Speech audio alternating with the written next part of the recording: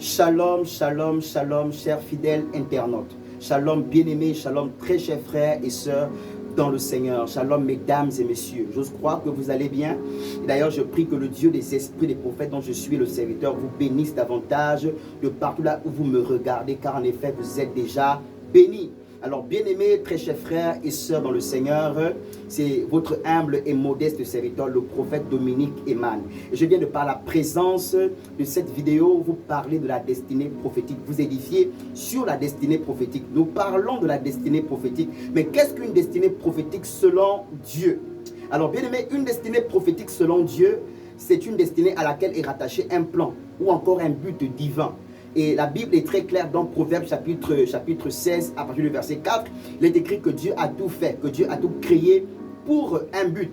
Autrement dit, qu'il n'existe pas d'individus, des personnes sur cette terre sans un but divin rattaché à leur destinée prophétique.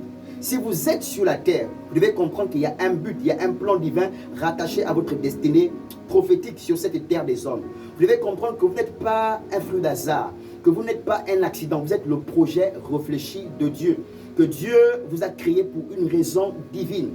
Et vous devez découvrir cette raison divine pour laquelle Dieu vous a créé. Et plusieurs pensent que cette destinée prophétique commence depuis le sein de notre mère. Mais j'aimerais vous dire que, bien-aimés, cette destinée prophétique ne commence pas depuis le sein de notre mère. Mais cette destinée prophétique commence depuis l'éternité, parce que Dieu nous a connus depuis l'éternité. Et Romains chapitre 8, à partir du verset 29, est très clair. La Bible dit ceci, qu'il y a des personnes que Dieu a connues d'avance. Et les personnes que Dieu a connues d'avance, il les a prédestinées. Et les personnes que Dieu a prédestinées, il les a appelées. Et les personnes que Dieu a appelées, il les a justifiées. Et les personnes que Dieu a justifiées, il les a glorifiées. Cela revient à dire qu'il y a des personnes que Dieu a connues d'avance. Et les personnes que Dieu a connues d'avance, il les a appelés. Ça ne veut pas dire que c'est pas parce qu'on a une destinée prophétique qu'on ne doit plus souffrir, qu'on ne doit plus passer par le feu, qu'on ne doit plus passer par certaines épreuves. Mais bien au contraire, on pourra passer par des épreuves. Mais la Bible dit ceci, que toute chose concourt au bien de ceux qui aiment Dieu. Et David dit quelque chose de très fondamental. David dit ceci, que lorsque je n'étais qu'une masse informe, tes yeux me voyaient déjà.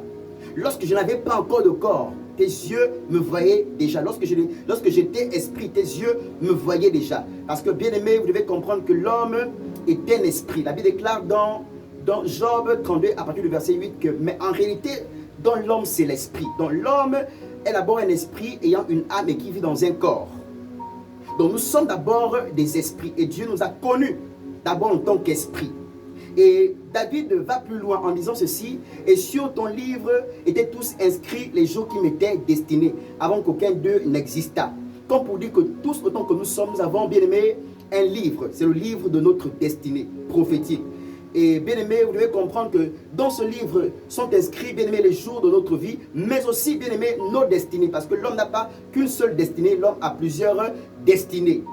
Et bien aimé, c'est la raison pour laquelle Dieu dit à Jérémie que bien avant que je ne puisse former dans le ventre de ta mère, je te connaissais déjà. Je te connaissais déjà. Donc Dieu ne nous a pas connus lorsqu'on était dans le ventre de notre mère. Dieu nous a connus depuis l'éternité. Et Dieu dit ceci, que je te connaissais déjà, je t'avais déjà consacré. Bien aimé, j'aimerais vous dire ceci, que sur la terre, on ne devient que ce pourquoi Dieu nous a prédestinés. Sur la terre, tu ne peux pas devenir ce pourquoi Dieu ne t'a pas prédestiné. Sur la terre, on ne devient que ce pourquoi Dieu nous a prédestinés. Et j'aimerais vous dire que votre destinée prophétique ne commence pas le jour où on vous consacre. Mais votre destinée prophétique commence depuis l'éternité. Et bien aimé, vous devez comprendre quelque chose. Vous devez comprendre qu'il y a ce qu'on appelle le but pour lequel Dieu vous a créé. Il y a ce qu'on appelle le métier. Deux choses différentes. Il y a ce qu'on appelle réussir dans la vie et réussir sa vie. Réussir dans la vie a une connotation physique, mais réussir sa vie a une connotation très spirituelle. Bien aimé, réussir dans la vie, c'est avoir le métier.